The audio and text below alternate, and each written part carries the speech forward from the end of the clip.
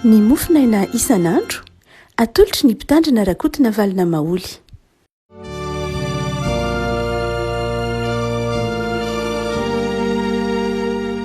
Fahamiraba antsika riavako malalatra ity zoma fa efatry ny volana desambra ity dia manona ny fahasoavan'ny tompo amintsika.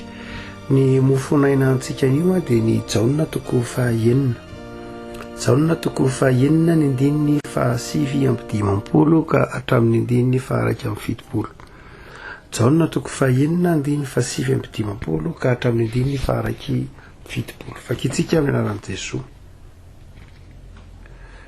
Izany teny izany no nolazainy tao amin'ny sinagoga raha nampianatra tao Kapernaum izy.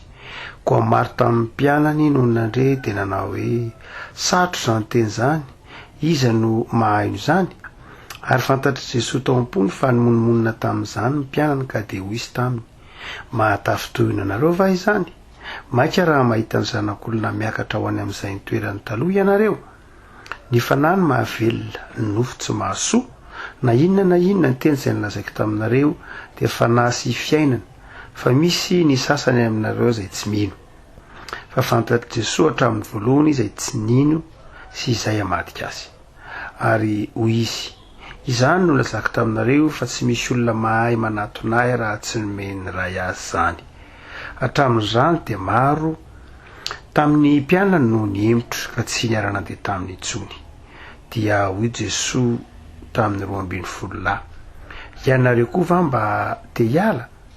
Simona Petera namaly azy hoe, Tompo, akany amin'iza moa izahay? Ianao no manana tenin'ny fiainana mandrakizay, ary izay mino ka mahalala, fa ianao no ilay mason'Andriamanitra. Jesoa namaly azy hoe, tsy izao va no nifidy nareo 12 nefa ny anankiray amin'ireo aza dia voly? Fa izy nilaza ny Jodas zanak' Simona Iskariota, fa izy io no ilay efa hamadika azy nefa isany 12. Ilay masino manao masinana ny fahamarinana, ny teninao ny fahamarinana. Amen. Fampianarana nataon'i Jesoa ty riavako malala, toriteny nataon'i Jesoa rehefa avy tsangatsangana teny amin'ny ranomasina izy, rehefa avy toriteny momba ny mahamofinaina azy, dia betsaka ny mpianatra ny tsy nahazo, tsy nahatakatra ilay fampianarana. Hoy ny andininy faharaiky amby enimpolo. Ary fantatry Jesoa tao am-pony fa nimonmonina tamin'izany ny mpianany ka dia hoy izy, mahatafi-tohina anareo va izany? Mpianatra tafi-tohina ny amin'ny fampianaran'i Jesoa. Mpianatra tafi-tohina no ny amin'ny fampianarany tenin'Andriamanitra. Ary mpianatra miemotra no ny amin'ny tsy fahatakarana ny tenin'Andriamanitra. Hatramin'izao dia maro ny mpianany no niemotra ka tsy niarana dia tamin'ny intsony. Riavana mandrakariva ny rentsika amin'ny fiainana kristiana dia ny hoe betsaka ny olona miemotra no ny fizantoetra, betsaka ny olona miemotra no ny toetra hitany eo anivon'ny andeha ataontsika hoe fiangonana na ny fiarahamonina. Betsaka ny olona tafitohina amin'ny finoana no ny zavatra mitranga maro samihafa eo amin'ny fiainany, toy ny hoe zavatsarotra lalovany na koa mety ho fahitany fiainan'ny mpiara-belolamina na fiainan'ny fikristianina. Fa eto dia misy zavatra manokana mihitsy resahan'ny Jaona mety ho mampimonmonina ny olona, mety mahatafitohina sy mampiemotra na dia ny mpianatra ny tompo ahy. Zavatra roa no asehon'ny Jaona eto. Ny voalohany dia izao, rehefa tsy takatry ny olona na maninjotsindrona azy na mikitikitika ny zavatra maharary azy, ny tenin'Andriamanitra dia mampiemotra azy, mampimonmonina azy. Satria mafy ny fampianaran'i Jesoa. Mafy ny fampianaran'i Jesoa ary sarotra raisina koa za fampianaran'i Jesoa miteny manao hoe izaho sy ny ray dia iray ihany, ary tahaka na ny raha ny ray ahy, ary izaho koa velona amin'ny ray dia tahaka izany koa izay mihinana ahy no tena velona ho velona amiko. Sarotra tamin'ny mpianatra izany rehefa malala. ny tsy tena fahatakarany olona ny sitrapon'Andriamanitra, ny tsy fahatakarany olona ny momba an'Andriamanitra sy ny planin'Andriamanitra de mandrakariva mahatafitoana azy. Jesosy de niteny manao hoe zasy ny ray de ray ihany, ny ray ato amiko ary zaho am'ray. Ity mofo ty zay nidina avy tany an-danitra de tahaka izany koa ny razanareo mety mbola anona ihany fa zay mihinana ity mofo ty zay nitenako de velona mandrakizay de tafitoana ny mpianatra satria tsy azo ny fampianaran'i Jesosy, tsy azony satria am'saina maha-olombelona nandraisany azy. De betsaka arak'izany ary mandraka ankehitriny ary ny olona mbola tsy mahazo ny fampianaran'i Jesosy, tsy mahazo ny fampianaran'ny tenin'Andriamanitra satria efa misy zavatra ao anaty sainy ao, efa misy zavatra efa noraisiny ka manelingelina azy ilay fampianarana, manelingelina ny zavatra efa niainany, manelingelina ny zavatra efa nampilamina azy, manelingelina ny fiainana efa mety. Toy izy maneho za efa mety zao, ary raha vao mikasikasika zay ilay fampianarana de tsy tiany. Ary tsy vitany hoe fampianarana ihany tsy tiany fa na lay mpampianatra koa za tsy tiany. Hoe tsy tiany le fiangonana ohatran'izao fa sy miteniteny ny fiainanay manokana, tsy tiany le fiangonana ohatran'izao fa mikasikasika ny fiainanay manokana, tsy mety aminay baiboly io fa zao ate ovany aza ndray ny baiboly, ovany aza ndray ny tenin'Andriamanitra ifanaraka amin'ny sitrapony. Ny avako malala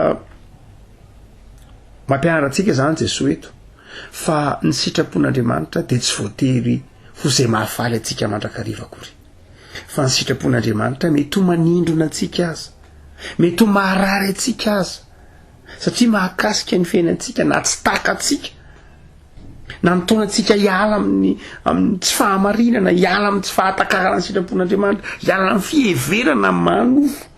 Zay mahatonga Jesosy miteny manao hoe tandremy tsara nge ny fanahy nge ny mahavelona ny nofo tsy mahasoa.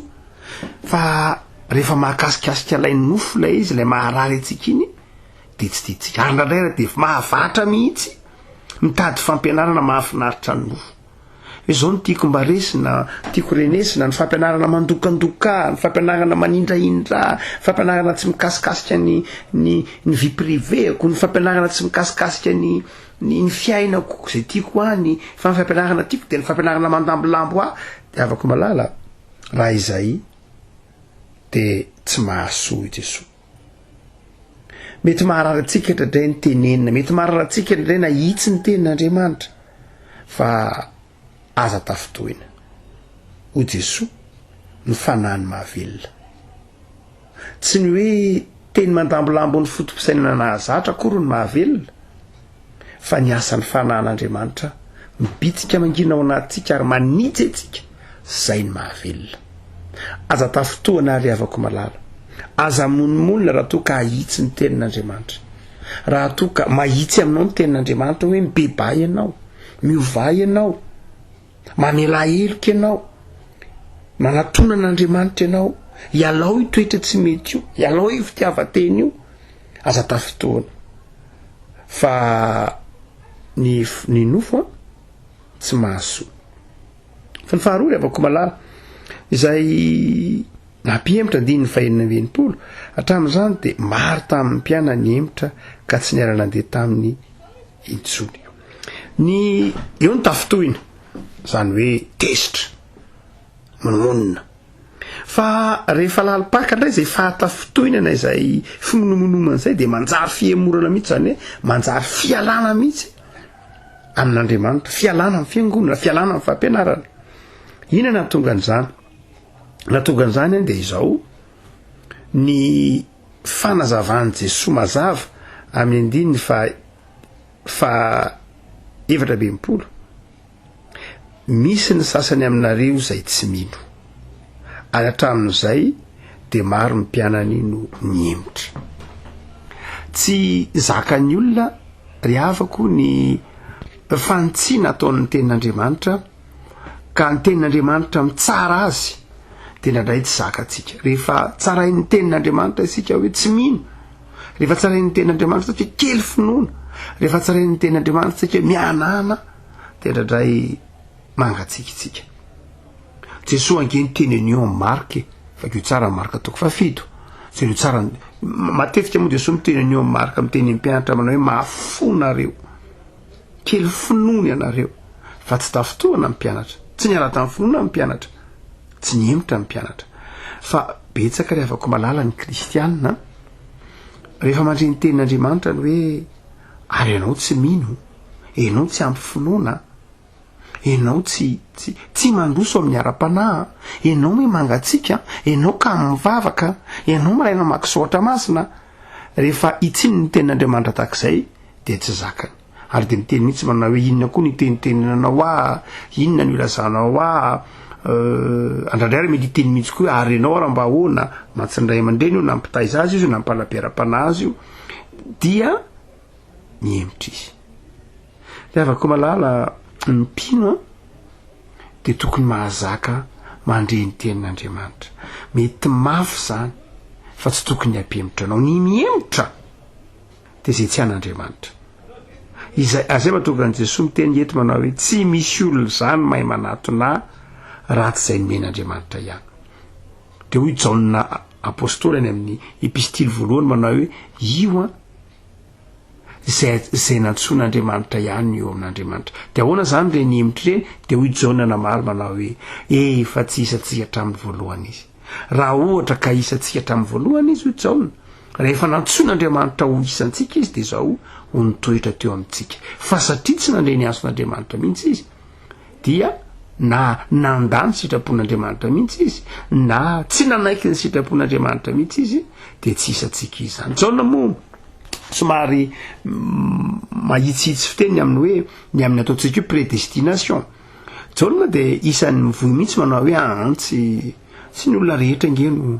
no afaka ny antson'i Jesosy tsy ny olona rehetra no afaka ny an'i Jesosy fa misy tena zanak'izao tontolo zao mihitsy eo izy de manao hoe misy aza moa devoly nefa mpianatra Jesosy no zany de mampianaratsika ry havan'i Jesosy eto manao hoe na inona ny zava-dehibe de zao aza miemotra de nanontany amin'ny Petera ary Jesosy ary anareo reto koa mba ahononareo reto nareo koa ve mba hiala de Petera namaly hoe akany amin'iza moa zahay ianao ny mananteny ny fiainana mandrakizay de afaka malalo zany tenin'ny Petera zany de fanekempinoana raha mametraka fanontaniana aminao ary Jesosy amin'izao ankehitriny zao amaha kristianina anao amahapino anao mova hialy ianao manahoana raha ohatra ka misy tenin'andriamanitra vakinao misy fampianarana misy fizantoetra lalovanao ianareo koa va mba hiala hoy Jesosy raha ohatra ka mametraka izany fanontaniana zany amin'ny andininy vavito benipolo ianareo koa va mba hiala mba te hiala zany hoe mova hoe mbola mahafikitra ny fiainana kristiana ianareo na inona sedraina sy lalovana na inona hamafin'ny ataontsika hoe mifanondrona ny tenin'andriamanitra de tahaka ny sabatra roa lela de afaka miteninao manao hoe tompo zay na inona ny teninao fiainana ny fiarahana amin'andriamanitra rehefa malala tsy mitondra fahafatesana zany fa mitondra fiainana mandrakizay ianao no manana ny tenin'ny fiainana mandrakizay no zany aza miala amin'andriamanitra mihitsy Jesosy eto raha miteny hoe nareo koa ve mba hiala sanatria tsy maka fanahy fa tiana mafy manao hoe fantatrareo zay nofidianareo ka na inona zavatra setrainareo na inona mety ho tsy fahatakarantsika ny sitrapon'andriamanitra amin'ny fotoana ankehitriny tsy azonao ny sitrapon'andriamanitra amin'ny fotoana ankehitriny fa maninona moa za andriamanitra no ampandalovanao zavatra tahaka izao fa maninona moa andriamanitra no ohatran'izao ny zavatra setraiko mety tsy takatrao zany fa aza tafotoana mety misy tenin'andriamanitra ataontsika koa hoe ny fanazavana azy tsy azonao amin'ny fotoana ankehitriny misy tsy takatry ny saina ny tenin'andriamanitra vakina fa izao aza mangatsika raha ohatra ka misy zavatra takiny ny sohatra masina aminao ataonao misy zavatra takiny ny sohatra masina ialanao misy zavatra takiny ny sohatra masina ho tanterahinao amin'ny mahampino anao aza monimonina satria fantatrao fa tsisy fiainana ivelan'andriamanitra ny nofo tsy mahasoa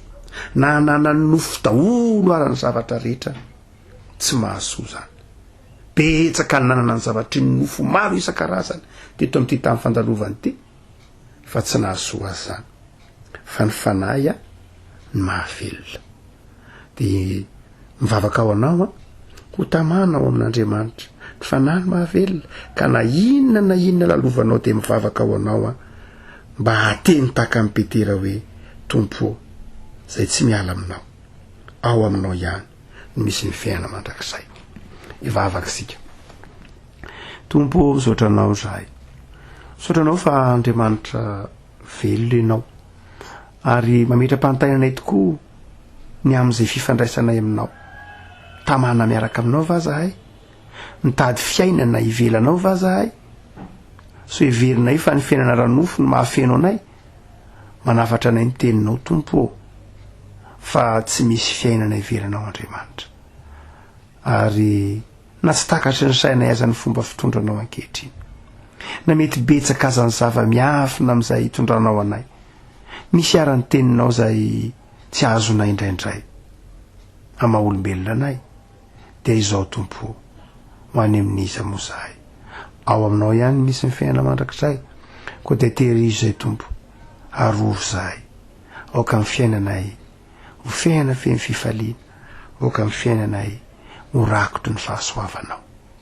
Tazony zay Tompo fa tsy mahazona anao, tsy mahay manatonao latsazy fa raha tsy zay efa nantsoinao dia misaotra anao zahay fa nandre ny antsonao dia efa notonononao hoe zanakao sady zany raha teo, dia tehirizo aty anatinay ny fiainana, ny fifaliana noho ny amin'ny asan'ny fanahinao masina, amin'ny anarana Jesosy Kristy mpamonjy. Amen.